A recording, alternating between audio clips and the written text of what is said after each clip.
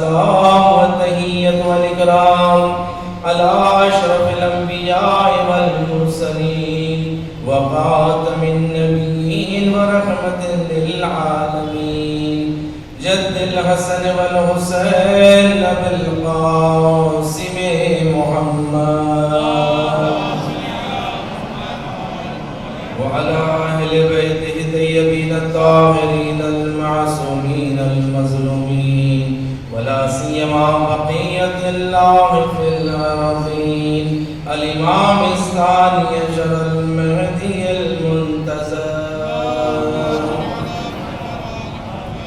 ولعنة الله على أعدائهم أجمعين من الآن إلى قيام يوم الدين.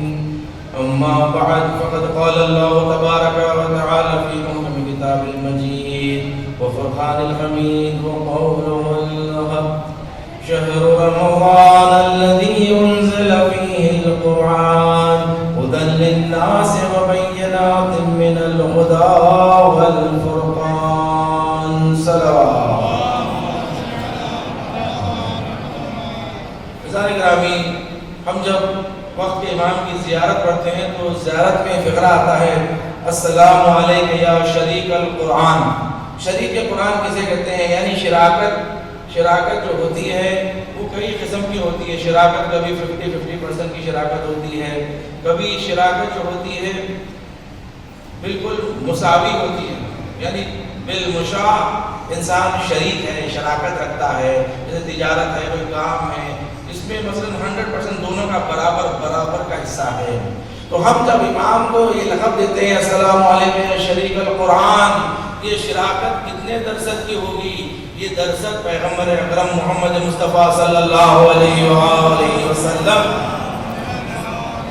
آپ نے ارشاد فرما دیا کہ انی تارک فیکم الثقلین کتاب اللہ و عطرتی اہل بیتی، کہ دیکھو میں تمہارے درمیان دو چیزیں چھوڑے جا رہا ہوں، قرآن اللہ کی کتاب اور میری اہل بیت، میری آل، کہ یہ دونوں ساتھ ساتھ رہیں گے یہاں تک کہ مجھے حوض کوثر سے ملاقات کریں گے.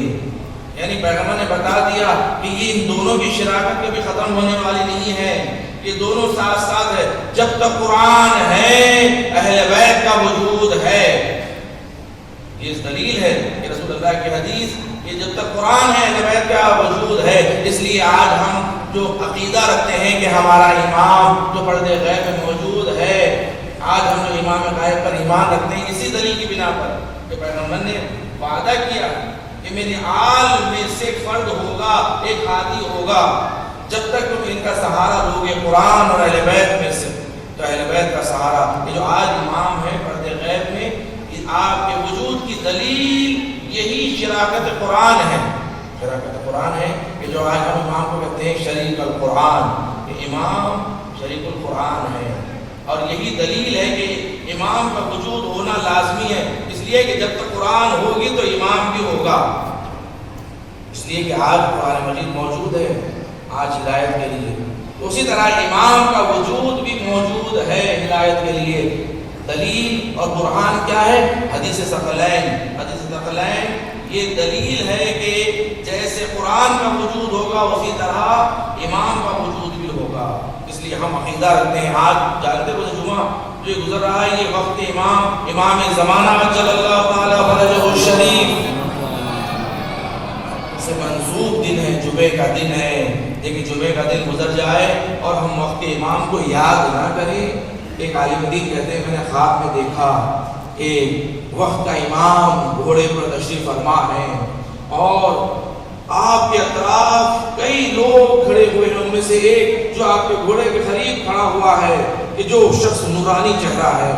تو میں نے پوچھا کہ یہ جو امام کے قریب کھڑے ہوئے ہیں یہ کون ہے؟ تو کہا گیا کہ سلمان فارسی ہے. سلمان فارسی ہے. تو انہوں نے خواب میں دیکھا کہ ہر تھوڑی دیر بعد جب امام خطبہ دیتے ہیں، امام گفتگو کرتے ہیں، یہ جو امام کے قریب ایک شخص کھڑا ہوا ہے وہ اپنے عبا کے دامن سے ایک رومال نکالتا ہے اور امام کے سامنے وہ رومال کھول کر وہ سامنے پیش کر دیتے ہیں امام کے. اور امام جیسے ہی دیکھتے ہیں اس رومال کو امام رونے لگتے ہیں، گریہ کرتے ہیں اور اور چیخ مار کر کہتے ہیں پروردگار کب اذن ظہور ہوگا؟ انہوں نے تعجب سے پوچھا کہ یہ کیا چیز ہے جو سلمان فارسی امام کو دکھا رہے ہیں اور امام رو کر اللہ سے گر گرا کر دعا مانگ رہے ہیں؟ تو اس شخص نے کہا کہ سلمان فارسی وہ میخ مسمار جو حضرت زہرا کے دروازے پر تھا، وہ کیلا جو کیلا ہوا کرتا تھا عرب میں، دروازوں پر ایک کیلا لگایا کرتے تھے، بڑے پرانی کیلا ہوتا تھا، اس کیلے کے لیے کہا جاتا تھا کہ جب دروازے پہ ہوتے تھے تو اس سے بچوں کو اور بیٹیوں کو دور رکھا جاتا تھا کہ کہیں غلطی سے کوئی دروازہ ڈھکل نہ دے اور بچوں کو یہ کیلا چبھ نہ جائے۔ اس قدر طولانی کیلا ہوتا ہے، اسے کہتے ہیں میخ مسمار۔ وہ میخ مسمار سلمان فارسی کو حکم ہے کہ وہ امام کو ہر تھوڑی دیر بعد وہ میخ مسمار دکھلائیں۔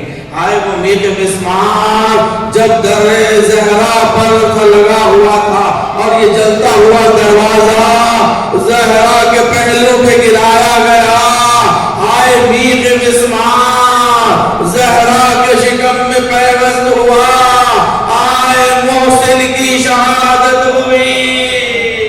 زہرا نے کہا فضا مزینی، اے فضا مجھے سنبھالو، میرا محسن شہید ہو۔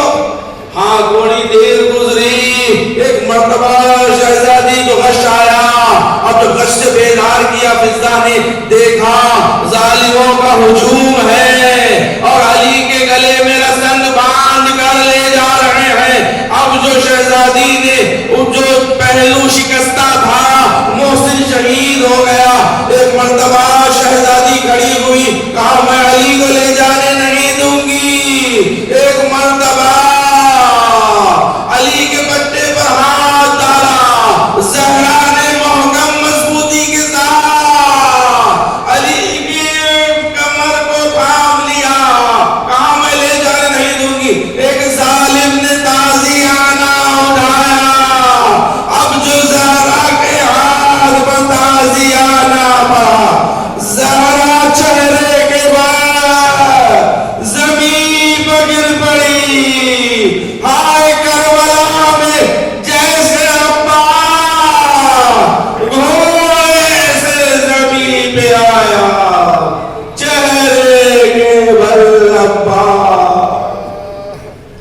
الا لعنت اللہ علی قوم الظالمین وسیعلم الذین ظلموا ایام منقلب ینقلبون۔ مالا پروردگار ہم سے ذکر کو قبول فرما۔